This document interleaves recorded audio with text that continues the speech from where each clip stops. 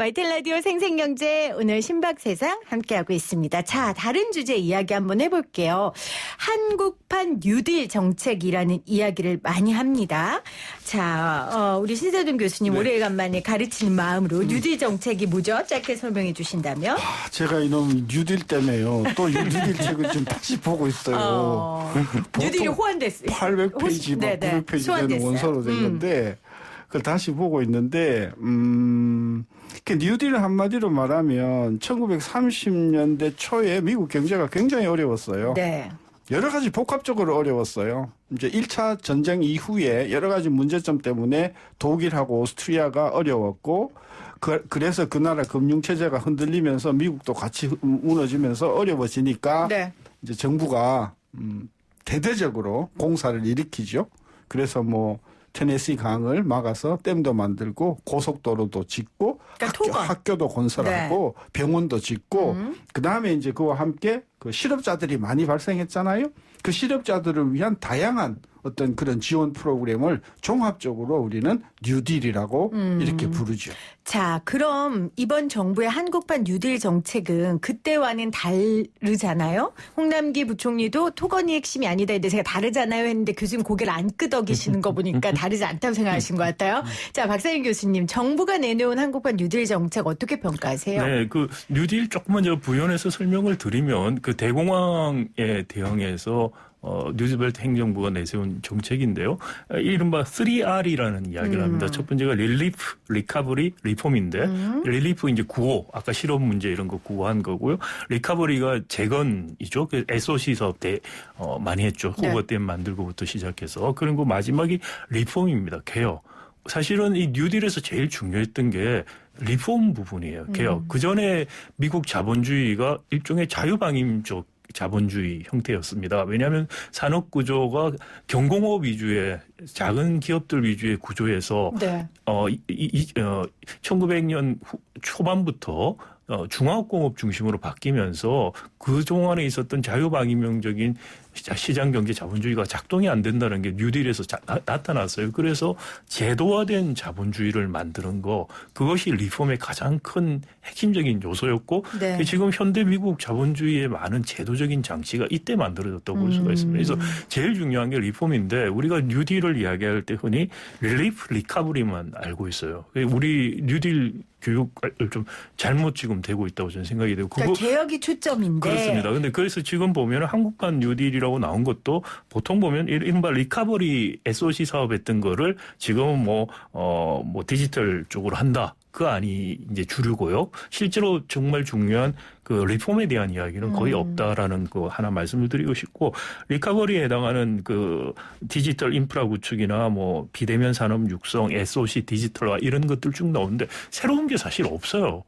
그 전부터 정부가 계속해서 뭐 이런 뭐 혁신이든 뭐든 이름을 바꿔서 계속 불렀던 정책들을 하겠다는 것이고요. 그리고 이것도 보면은 많은 경우에 인프라 관련해서 우리가 이미 많이 돼 있어요. 그러니까 이거는 주어진 인프라에서 어떤 식으로 더 민간 기업들이 혁신을 할 수 있는가, 이것도 리폼하고 관련된 제도적인 문제와 관련된 건데, 그런데 방점이 지금 찍혀야 됨에도 불구하고 계속해서 정부가 SOC, 디지털 SOC든 뭐든지 거기에 지출하는 거 위주의 정책, 그걸 지금 뉴딜이라고 부르고 있다라는 생각이 듭니다. 제가 정리를 하면 그 이번에 발표를 하는 내용이 4대 원칙이라고 했어요, 정부가.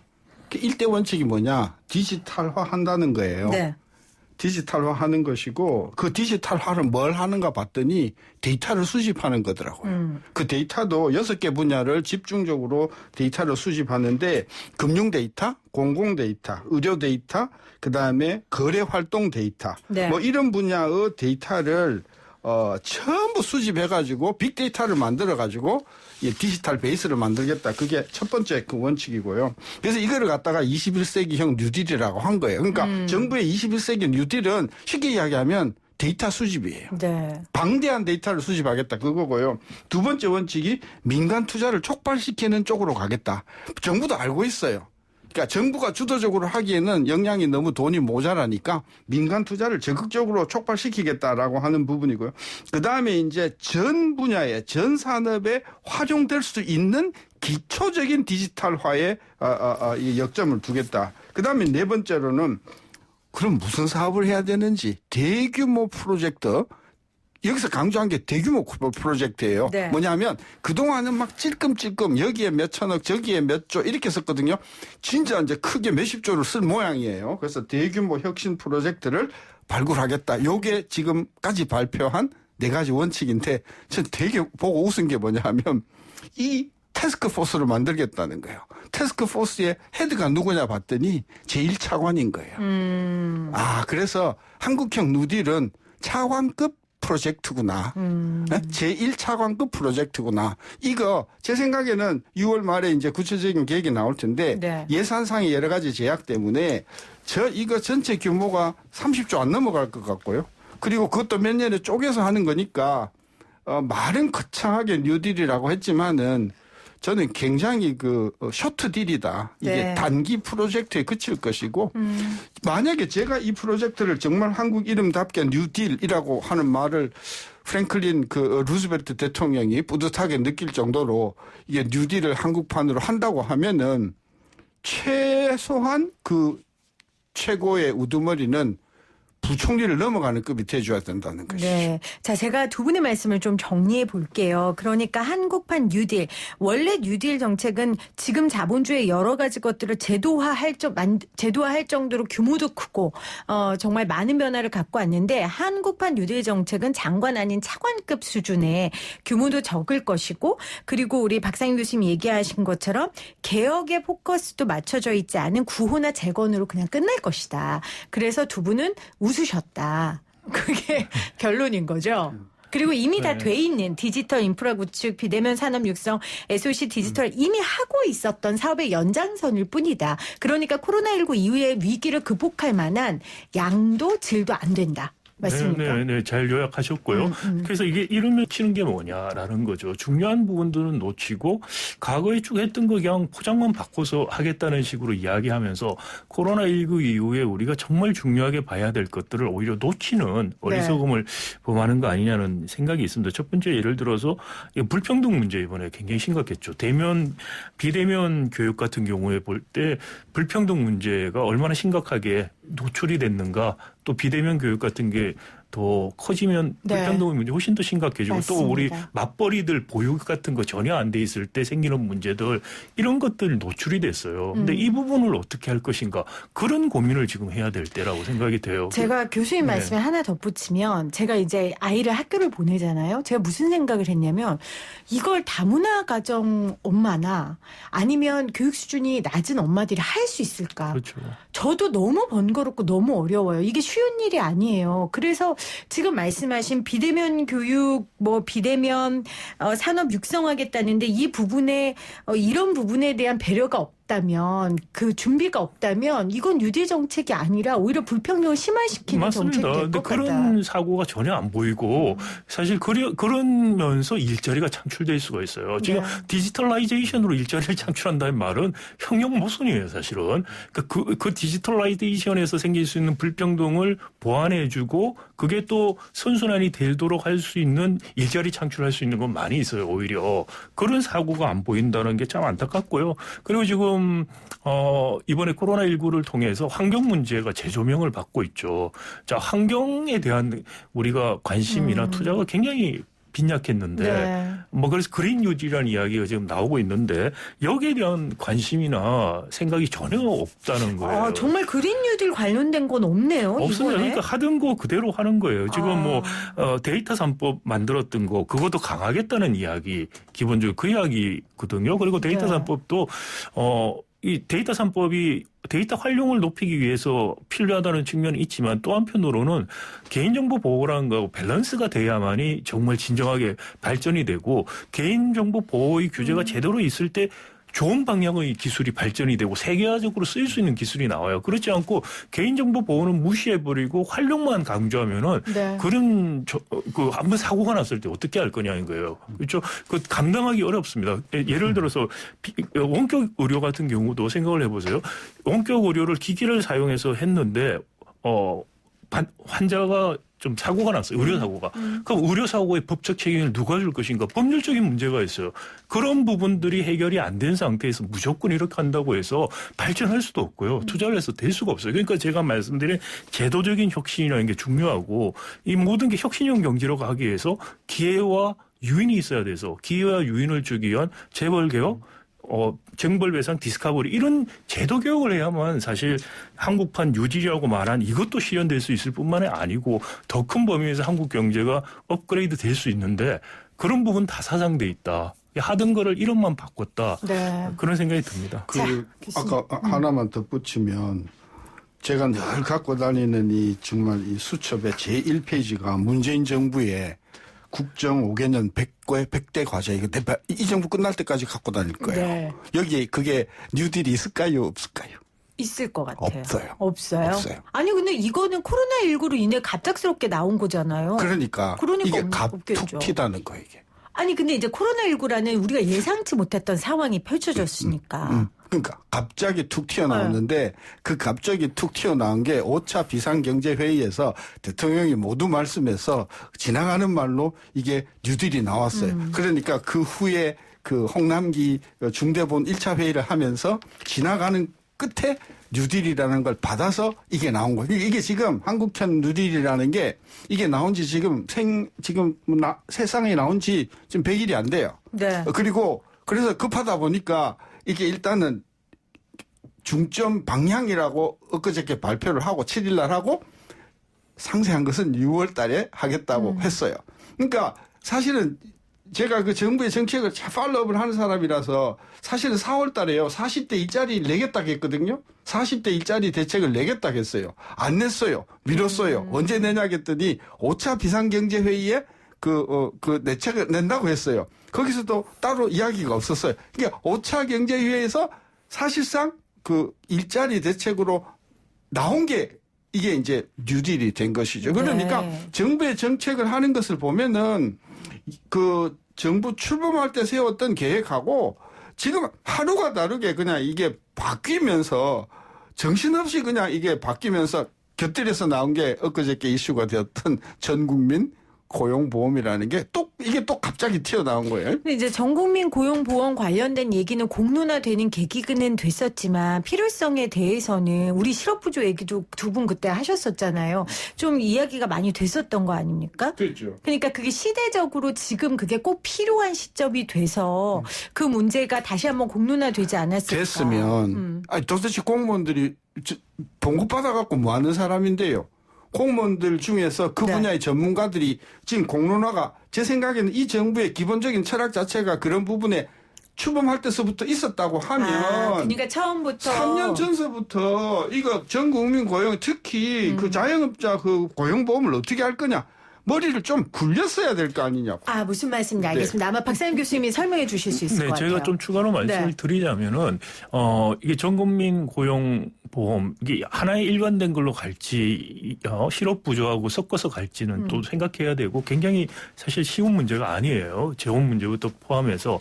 근데 이게 정말 현실성 있게 접근을 하려면은 지금 이번에 코로나19에서 어려움을 당하고 있는 자영업자라든지 이른바 그 플랫폼 특수고용 노동직 있는 분들이라든지 사각지대 노동자들에 대한 대책들을 마련해서 이분들에게 전달 체계가 어떻게 갈 수 있고 이런 것들에부터 출발하면서 아이디어를 가질 수가 있어요. 그러니까 그 대책이 나오는 게 지금 시급하고 빨리 해야 될 문제고 그 대책을 통해서 이 큰 아이디어를 구체화시킬 수가 실현할 있는데 수 있는 그런 구체적인 시급한 문제는 내버려 두고 갑자기 전 국민 고용이라는 걸 띄웠어요. 그리고 관심을 그쪽으로 돌려버렸어요.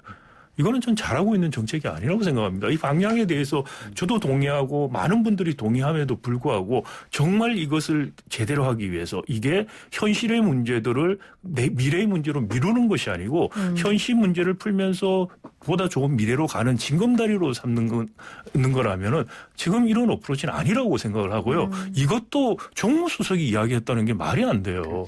정책실장 왜 있나요, 청와대? 네.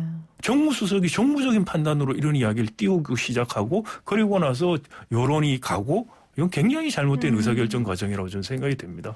그러니까 두 분이 말씀하시는 건 이런 것 같아요. 방향보다는 갑툭튀 아까 말씀하셨는데 그러니까 이 방식의 문제 그리고 뭔가 갑툭튀를 했으면 실현 방안을 세세하게 할 수 있는 실현 방안을 내놔야 되는데 그냥 갑툭튀만 하고 또 갑툭튀하고 또 갑툭튀하고 지금 그 부분에 대한 비판을 하시는 것 같아요. 지금 국민들은 코로나19로 지금 당장 하루하루가 힘든데 계속해서 거대 담론만 제시하고 있는 듯한 그런 느낌을 받으셔서 두 분이 좀 답답하신 게 아닌가라는 생각을 해봅니다. 자, 그렇다면은 지금 그러니까 정부에서 여러 정책들을 계속해서 내놓고 있는데 지금 당장 급하게 요거 하나 정도는 좀 정부에서 급하게 신속하게 해줬으면 좋겠다 하는 게 있으시다면 두 분이 한 개씩 말씀해 주시면 될 것 같아요. 재벌개혁이랑 징벌적 손해배상 빼고. 그 얘기 지금 한 3년째 하고 있잖아요, 우리. 네, 지금 당장. 그래서 이제 많이들 알려진 것 같아서 제가 물어보는 맞아, 많이 알려졌어요. 네. 이렇게 하면 곧 옵니다. 그날이 교수님 포기하지 마시고. 네. 저는 3차 추경이 좀 시급하다고 3차 생각이 추경. 되고요. 그 3차 추경에서 이른바 지금 아직까지 소외되고 고통을 받고 있는 분들, 그분들에 대한 구제가 필요하고요. 그리고 3차 추경이라는 게 기본적으로 제조업에서 닥칠 수 있는 위기 문제에 대응하는 네. 그 두 가지가 같이 가는 3차 추경이 빠른 시간 내에 21대 국회가 가장 신속하게 해야 될 문제다라고 생각합니다. 제조업을 살릴 수 있는 3차 추경 가장 시급하다 하셨어요. 신 교수님. 저는 경제팀 바꿔야 될 것 같아요. 그 얘기도 한 3년째 하시는 것 같은데. 아니, 지금 진짜 바꿔야 돼요. 이번에 진짜 바꿔요. 왜냐하면 첫째 국민들이 너무 식상하고 그리고 그 나오는 아이디어가 뭐 다른 어떤 비판적인 교수들도 같이 이야기했지만 기재부에서 나오는 이야기는요. 3년 동안 똑같은 이야기를 하니까 제가 똑같이 비판할 수밖에 없는 거예요. 그러니까 경제팀 바꿔야 된다는 게 정확하게 구체적으로 홍남기 부총리를 바꿔야 된다 말씀이세요? 그것부터 시작해서 네. 청와대 실장도 저는 교체해야 된다고 보는 게 지금 나오는 이야기들이 전부 한 2, 3년 전에 막 그 곰팡이 쓸어가지고 숫자만 그러니까 항목만 바뀔 따름이지 내용이 전혀 바뀌지 않아요. 네. 이런 식으로 돌려막기식 하고 해서 3년 와가지고 사실 제가 지금 조만간 문재인 정부 3년 동안 소득, 성장, 투자 얼마만큼 나빠졌나는 걸 한번 좀 점검을 하려고 제가 기사를 쓰려고 준비하고 있는데 이렇게 경제가 지금 추락하고 있는 상황에서 물론 코로나 때문에 더 심각해지긴 했지만 네. 영향이 안 된다. 저는 그런 차원에서 야당에 있는 인물들도 좀 소통 차원에서 등용을 시키고 해서 문재인 대통령이 마지막 임기 2년을 두고 정말 거국 내각 비슷한 어떤 경제팀을 만드는구나. 이렇게 하면 저는 한 500만 자영업자들이 이번 정부에 대해서 그동안의 절망을 털고 희망을 가져볼 것이라고 네. 생각해서 뭐 요것저것 바꾸는 이런 게 아니라 근본적으로 코스를 바꾸는 어떤 그래서 경제팀을 조금 확실하게 과감하게 바꾸는 것이 3차 추경 30조보다 훨씬 더 중요하다고. 네. 그 야당에서 추천해 주실 만한 인물이 있습니까? 나중에 필요하시면 저한테 전화 주시죠. 네, 알겠습니다. 우리 보이는 라디오의 고돌김김님께서 이번 선거 때 신 교수님 너무 고생 많으셨습니다 했는데 정부에서 같이 하자고 하세요. 그거 제가 놔드릴게요. 그때는. 전화 안 오더라고요. 제가 봐도 안 올 것 같아요. 두 분한테는 안 올 것 같습니다. 발음만 하시는 교수님 분들이라. 진짜 추천해야 돼요. 젊기 때문에. 박사인 교수님도 제가 보내드리겠습니다. 저를 들여밟고 가시옵소서. 제가 보내드릴 테니까 전화 주세요, 여러분. 갈 생각 없고요. 그럼 저희 계속 같이 하는 걸로 하겠습니다. 자, 오늘 여러 가지 뉴딜 정책 이야기에 삼성 관련된 이야기 나눴습니다. 마지막으로 전혀 다른 얘기인데 어버이날이에요. 네. 교수님, 어버이들은 다 이미 아니 아버님은 돌아가셨고 어머님 계세요? 계시고 그렇군요. 89이신데 굉장히 건강하세요. 그렇구나. 저보다 건강을 더 챙기셔서 좋은 거라는 건 그냥 다 그냥 그렇게 살아야 됩니다. 진짜 투자를 많이 하시더라고요. 그럼요. 그래서 90알 이렇게 내다보는데도 과감하게 막 대구도 내려가시고 또 대구에서 또 올라오시고. 그렇구나. 그래서 네, 그럼 어머님께 한 말씀 하세요. 이번 기회로. 제가 마이크로 어머니께 한 말씀. 용돈 많이 못 드려서 죄송하고 제가 백수라서 네. 건강하시면 좋겠고 네. 우리 아이들이 또 뭐 이렇게 카드를 보내왔는데 저도 이제 손주가 있다 보니까 이제 손주들이 뭐 할아버지 이렇게 카네이션 보내고 그러는데 저는 이렇게 건강한 게 너무 감사하고 그런 거죠. 네, 박사님 교수님은 어버이 네, 두 분 다 건강하게 잘 지내고 계시고요. 음성 편지 한번 하세요. 제가 코로나19 때문에 어버이날 못 찾아뵙고 해서 어저께 통화하고 오늘 그 카톡만 드렸는데 물론 선물도 보내드렸습니다. 네. 항상 건강하시고 못 찾아뵈서 죄송하다는 말씀드립니다. 네. 자, 오늘 함께해 주신 두 분 감사드리고요. 저희 6월 달에 만나요. 고맙습니다. YTN 라디오 생생경제 함께해 주신 여러분 고맙습니다. 신세정 교수님 어머님이 살아계시다니 부럽네요. 저도 제가 교수님처럼 손주 볼 때까지 저희 엄마 아빠 시어머니가 살아계시면 얼마나 좋을까요? 그런 날이 꼭 올 거라고 저도 믿고 효도해야겠습니다. 여러분 어버이날이에요. 꼭 전화하세요. 저도 내일은 어버이와 함께 잘 보내고요. 생생하고 상생한 경제 이야기로 월요일에 다시 오도록 하겠습니다. 저희 앱 이벤트 계속해서 하고 있습니다. 여러분들 지금 문자 보내주시는데요. 계속해서 여러분들 참여해 주세요. 생생하게 상생하며 YTN 라디오 생생경제는 포스코와 함께합니다. 고맙습니다.